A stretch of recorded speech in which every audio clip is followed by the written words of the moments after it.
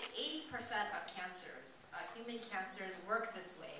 And so scientists, as they look for treatments for cancer, look to see how they can alter insulin-producing genes. Mivel az emberi rákoknak kb. 80%-a ilyen, ezért a rákutatás egyik fő iránya manapság az, hogy tudják befolyásolni azokat a géneket, amelyek az inzulinra való reagálásért felelősek. Because, even though cancer is an abnormal cell, it still needs a source of fuel or energy. So it still needs glucose, so therefore it still needs insulin.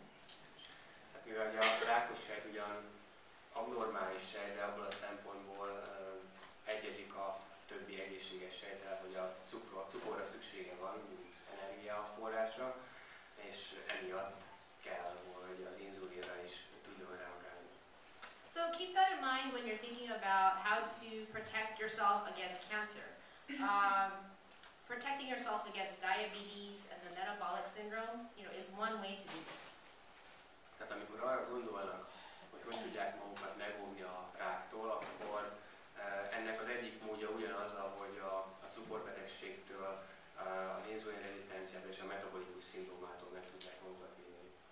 Now, I mentioned this morning that diabetes, in many cases, not all cases, is one of those diseases that can be reversed.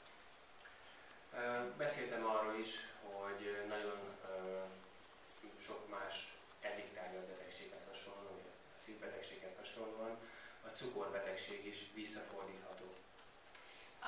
There's actually a book called Dr. Neil Barnard's Program for Reversing Diabetes. Dr. Neil Barnard is actually one of the leaders in the U.S.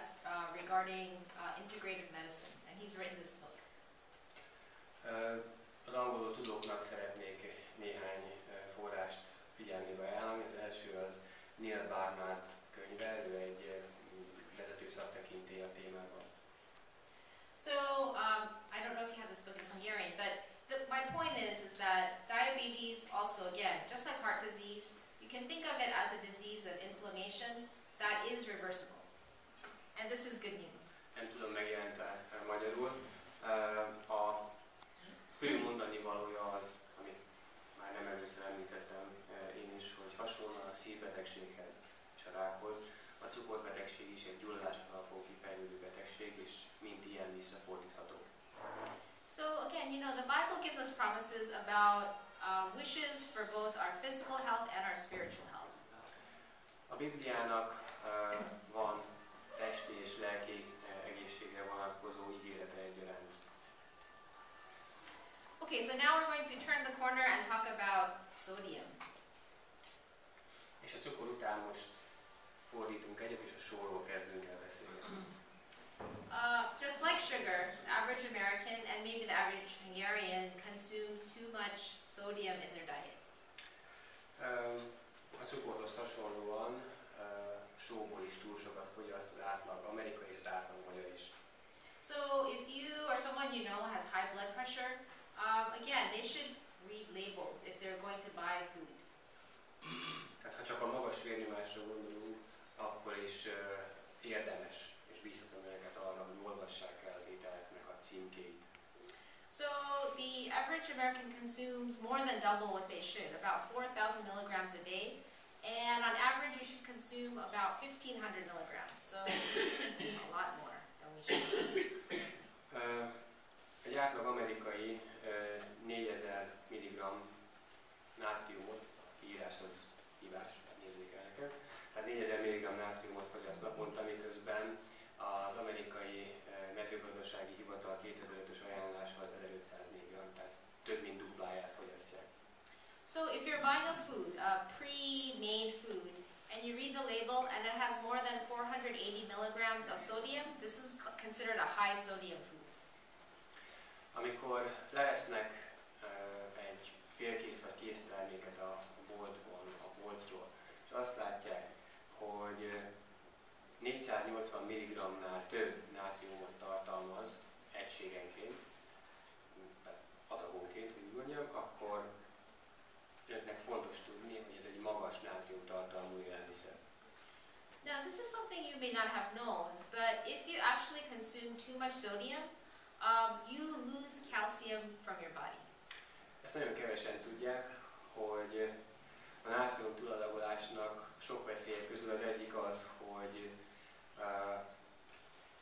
hogy a bevitellel arányosan nő a kálciumörülés is.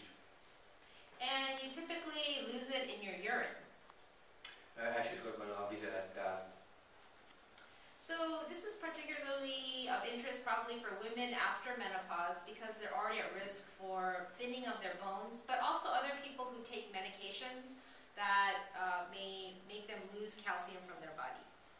Ez ugye elsősorban a menopauza után lévő nőket érinti a csontritkulás miatt, de szeretném felhívni a figyelmet, hogy nem csak őket veszélyezteti ez, hanem olyanokat is, akik bizonyos fajta gyógykezelést kapnak.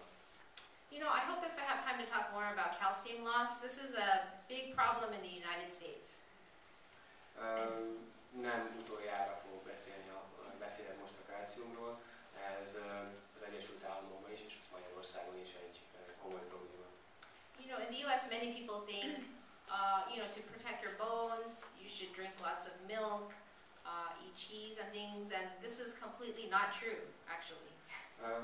Például sokan azt hiszik, hogy a csontritkulás megelőzése vagy kezelése érdekében sok tejterméket kell, hogy fogyasszanak, és hát ez egyszerűen csak nem igaz.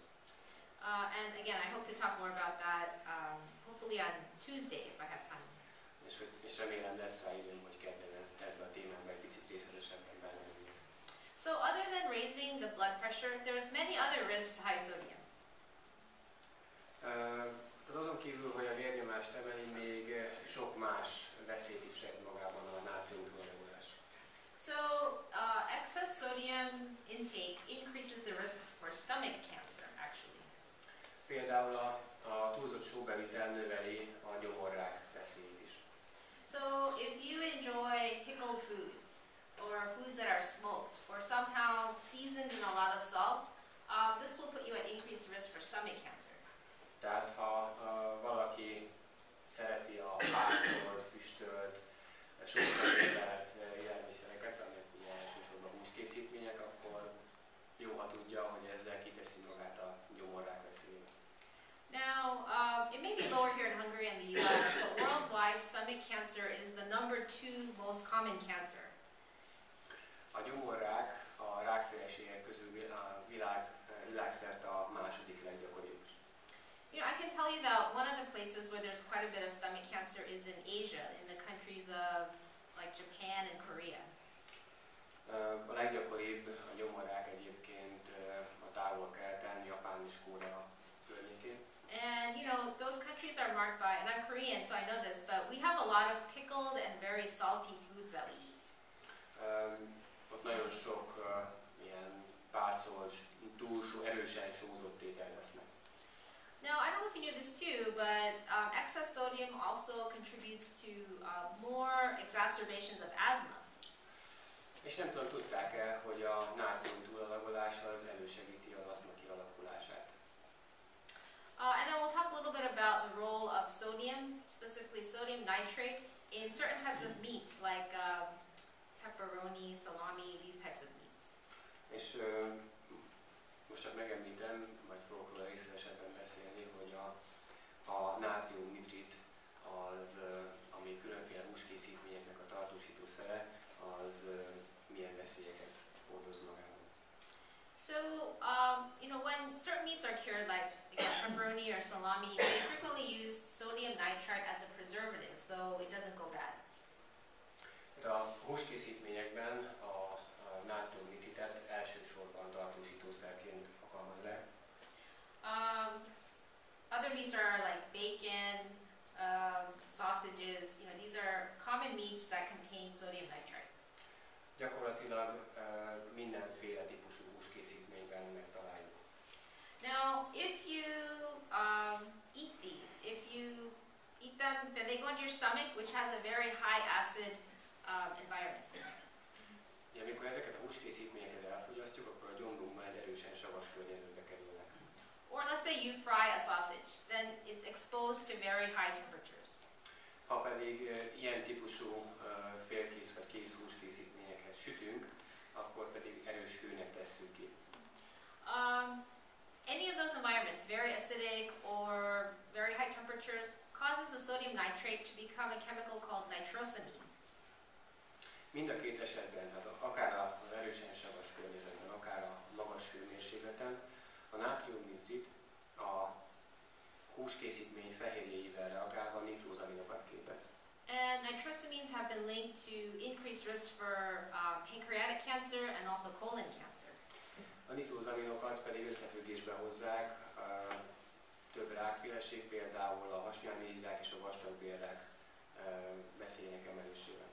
Also for young children who eat a lot of these types of meats, they found they've increased the risk of leukemia actually. Gyerekeknél, akik túl sok ilyen húskészítményt esznek, pedig összefüggésbe hozták a leukémiával, a fehérvérűséggel. Now, I want to talk a little bit about monosodium glutamate, which is also known as MSG. A nátriumnitrid után szeretnék a nátriumglutamátról beszélni. Now, I didn't think that you had much monosodium glutamate in Hungary, but Martin tells me you have it. Azt gondoltam, hogy itt Magyarországon ez nem akkora probléma, de én elmondtam neki, hogy itt is bőven van belőle. So, monosodium glutamate was developed as a food enhancer in Japan. A nátriumglutamátot egy élelmiszer mérnök fejlesztette ki Japánban. And it's considered to taste like what we call the fifth taste. Mégpedig azért, hogy elő tudja állítani azt, amit ötödik ízként szokás emlegetni. It's kind of hard to describe, but the fifth taste is like when you eat foods like cheese or meat or asparagus. It's this savory type taste. Elég nehéz elmondani, hogy mi is az ötödik íz. Ez egy sós, pikáns jellegű íz, amit egyes húsfélek, sajtok vagy spárga fogyasztásakor lehet érezni. Now, what he did was, as a scientist, he broke down the chemical glutamate, and then actually it was a byproduct, and it became monosodium glutamate. Tehát a kutatásai során eljutott ez a kutató a glutamáthoz, és aztán egy melléktermékként sikerült végre előállítani. Now, actually, even if you don't eat this, our bodies have glutamate in them already. Fontos tudni, hogy még akkor is, hogyha az ember nem eszik nátriumglutamátot, akkor is van glutamát a szervezetünkben. We make about 40 milligrams a day, 40 grams a day, sorry, and this chemical is a neurotransmitter, so it's actually very important in our bodies. A szervezetünk körülbelül 40 grammot állít elő belőle naponta, és az egyik fő szerepe a glutamátnak bennünk, a szervezetünkben az, hogy az idegi ingerület átvitelben játszik szerepet.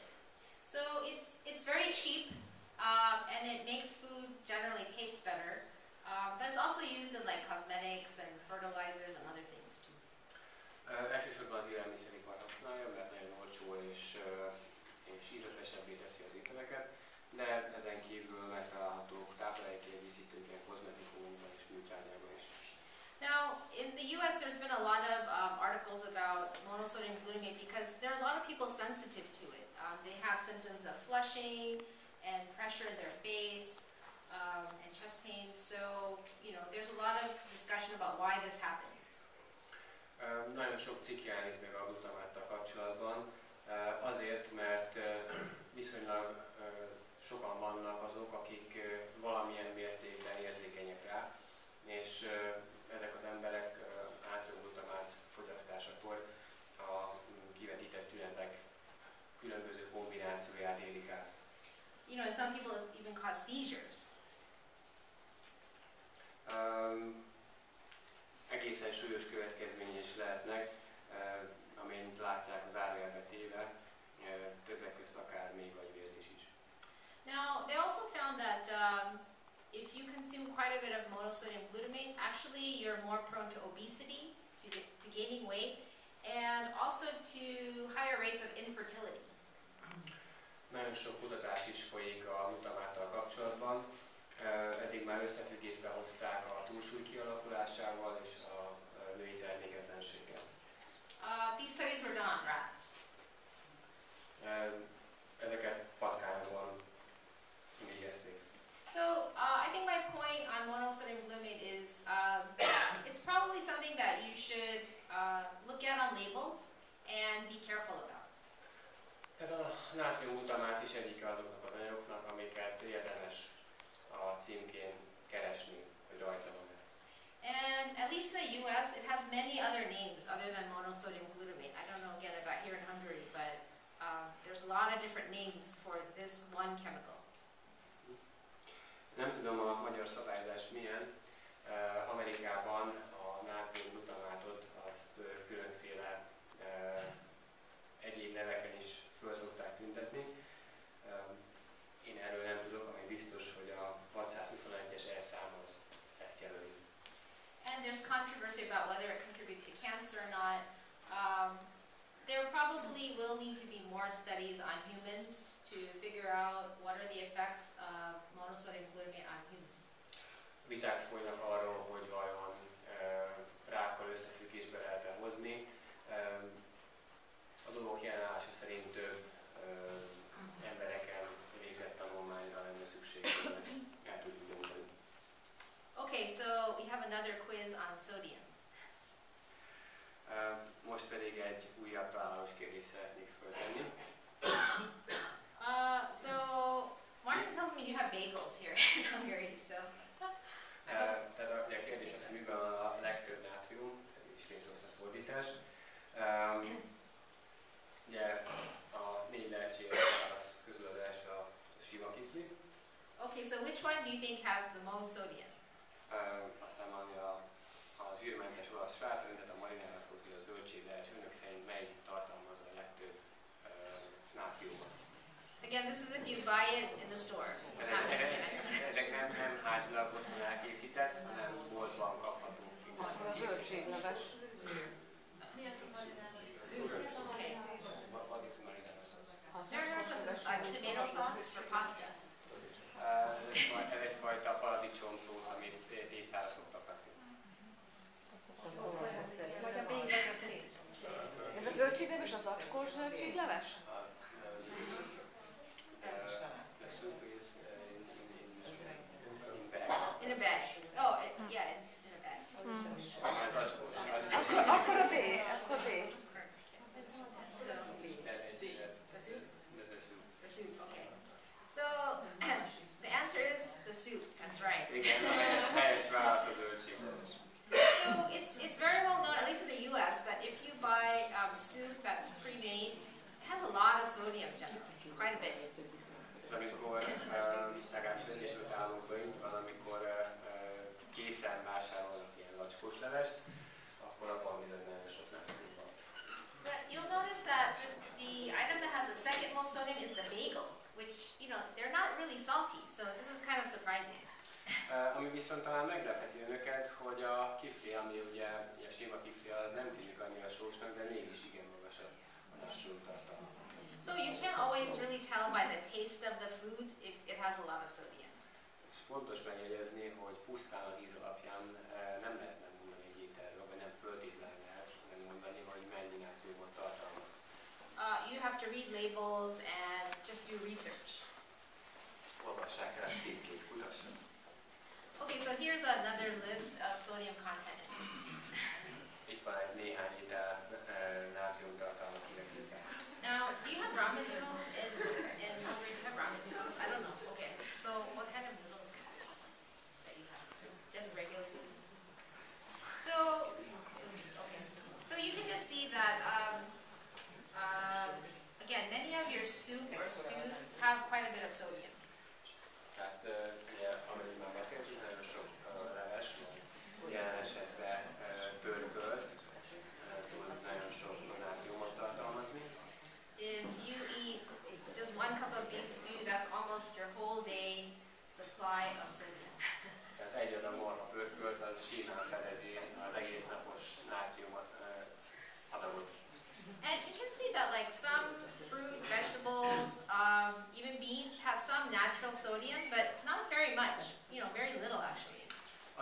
látszik a táblázatból, hogy egyes zöldségeknek vagy hüvelyeseknek is van nátriumtartalmuk, de összehasonlítva a föntiekkel azért elenyésző.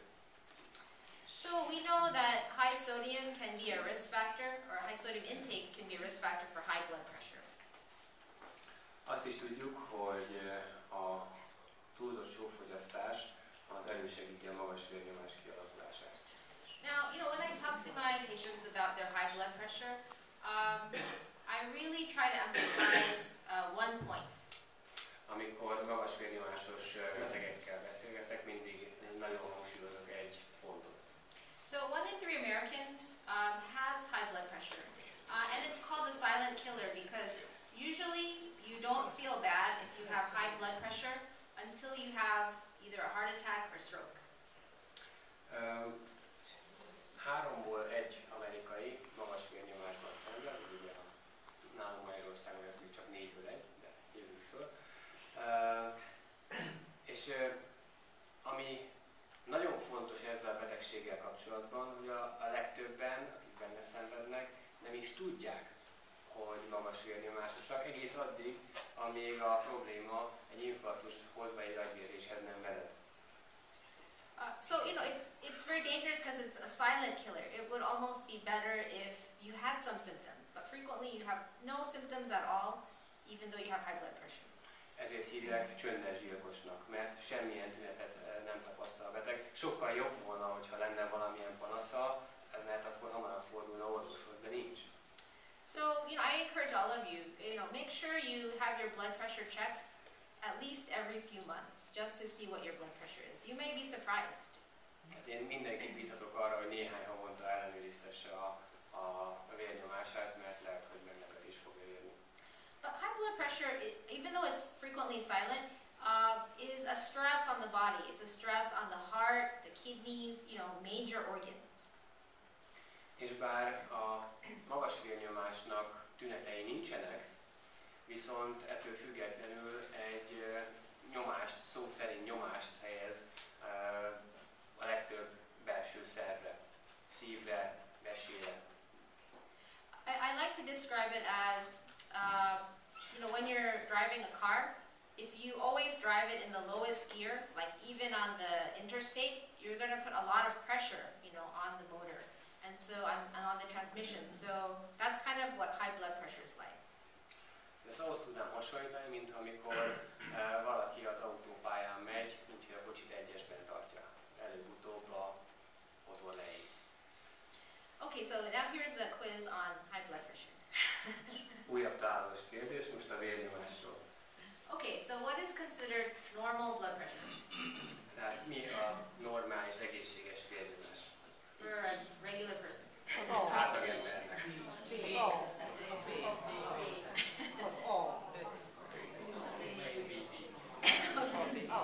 Not C. Okay. So, for the average person, a normal blood pressure is considered 120/80 or lower. Tehát maradjunk annyiba, hogy az átlagember számára az egészséges vérnyomás az 120/80 vagy ez alatt.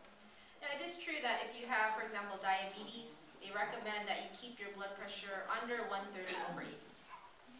So that would be B. A B az olyan esetre vonatkozik, például a cukorbetegség esetén, amikor az orvos azt mondja, hogy ezt a szintet nem haladhatja meg. Okay, so one more question about blood pressure. Még egy Last kérdés. Okay, at what blood pressure is there almost no increased risk of heart disease, kidney failure, or stroke? So this is a slightly different question. Egy picit finomított kérdés. Milyen vérnyomás esetén elenyésző a szívinfarktus, az agyvérzés és a veseelégtelenség veszélye? B. Okay, yeah, so the answer is B. Igen, helyes válasz a B. So my point of this is they did a study in 2002, and they looked at different levels of blood pressure. Amire gondolok, ebben a 2002-es tanulmányban átnéztek egy csomó a magas vérnyomással kapcsolatos kutatást. So the magic number for the systolic blood pressure, that is the top number, seems to be 115. És ez alapján úgy tűnik, hogy az egészséges vérnyomás a szisztólés, tehát az első szám, 115. So for every 20 points or millimeters of mercury above 115, you double your risk of heart attack and stroke. És ehhez képest minden plusz 20 higany-milliméter megduplázza a szívinfarktus és az agyvérzés veszélyét. And for the bottom number, for every 10 millimeters of mercury that you increase your blood pressure, again, same thing, you double your risk of heart attack and stroke. Hasonlóan a diasztólis vérnyomás értéknél, az ugye a második, ott a 75 higany-milliméter az alap, és minden plusz 10 emeli duplájára a szívinfarktus és az agyvérzés veszélyét. So, you may have heard your doctor say, oh, your blood pressure is 120 over 80, that's perfect. If your doctor says your blood pressure is 120 over 80, that's fine. Tehát, hogyha azt mondja önöknek az orvos, hogy a 120/80 az oké. I guess my point is that in general, and it varies with different people, but it should be actually lower than that. Akkor én azt mondom, hogy ez a teteje, tehát ennél inkább alatta. So 120 over 80 is kind of the borderline of normal. A 120/80 az a fölső határa normál vérnyomásnak. And normal again will be different for different people. És a normális vérnyomás az nyilván egyénfüggő lehet, ez egy átlagérték. Some people who have significant heart failure actually need to have even lower blood pressure. Van olyan például, amikor valakinek gyenge a szíve, akkor a számára normál vérnyomás is alacsonyabb. And then people who have very high blood pressure actually need to decrease their blood pressure gradually, not too suddenly. És hogyha például valaki erősen magas vérnyomásban szenved, ott se az a cél, hogy azonnal elérjük ezt az értéket, és be kell tartani a fokozatosság elvét.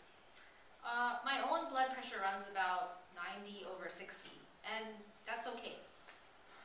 Nekem például 90/60 a vérnyomás, és teljesen jól működök vele. So as I said, it's different for different people. Tehát egyénenként változik.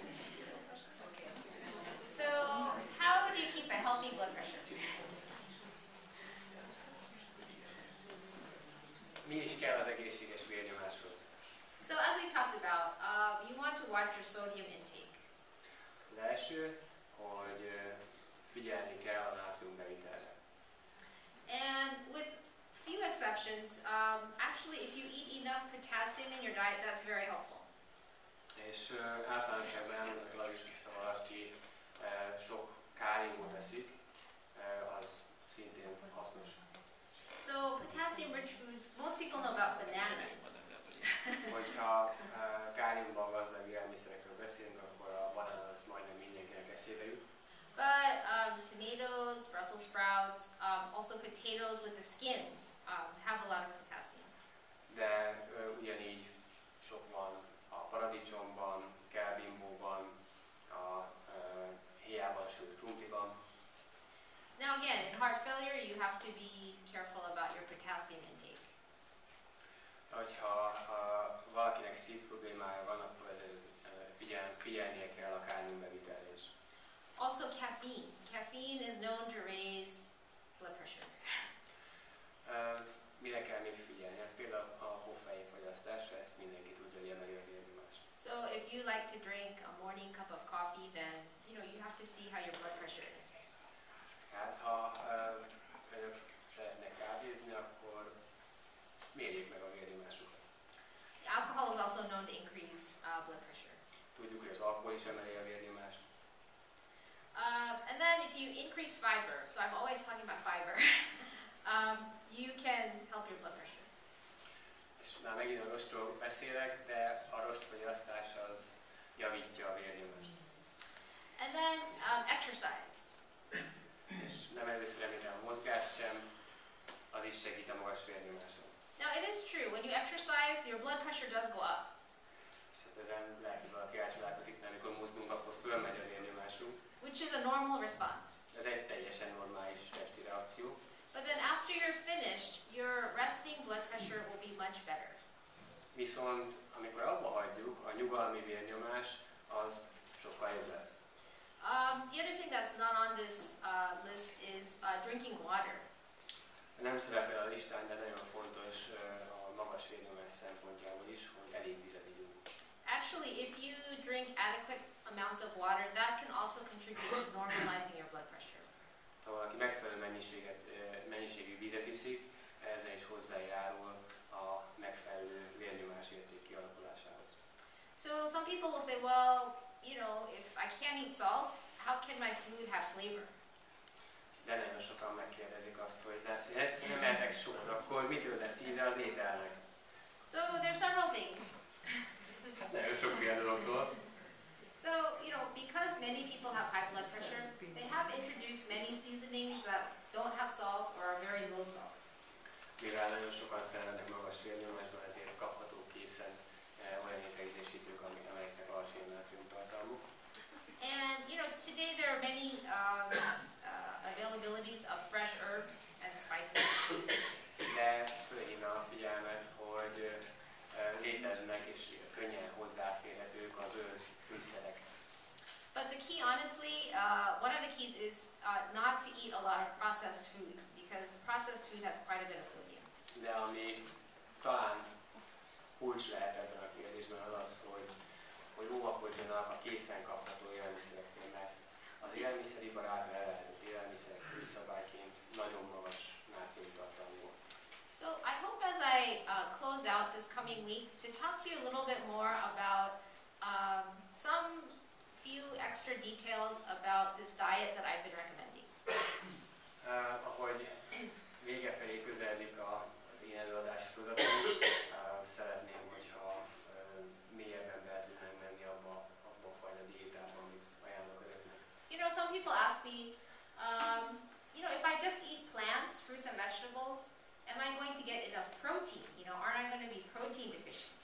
Például én arra biztatom önöket, hogy zöldségen, gyümölcsön és hüvelyeseken éljenek, és ilyenkor meg szokták tőlem kérdezni, hogy akkor nem lesz fehérje hiányom. So I have very interesting information for you about that. Hát meg kell mondjam, hogy nagyon érdekes információink vannak önök. Actually, most of us in general eat too much protein. Az igazság az, hogy az átlagember túl sok fehérjét fogyaszt. And this is actually a problem because it increases burdens on our kidneys. És ez többek között azért is probléma, mert túlzott terhet jelent a vesék számára. And this is actually why many people have kidney problems today. És például ez az egyik oka, hogy miért van annyi vesebetegek manapság.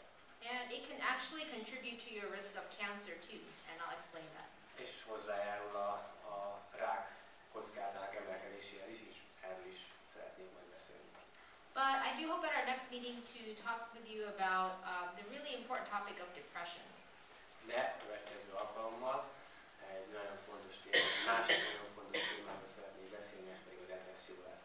You know, the chances are that you know someone somewhere, a friend or family, who has had problems with depression. Nagyon nagy a valószínűsége, hogy itt ülök mindegyike ismer olyan embert, akinek most van, vagy már korábban volt milyen típusú problémája. You know, and they may be taking medications. Lehet, hogy még gyógyszert is szedtek rá. But I want to share with you some practical lifestyle considerations for people who have depression. De szeretnék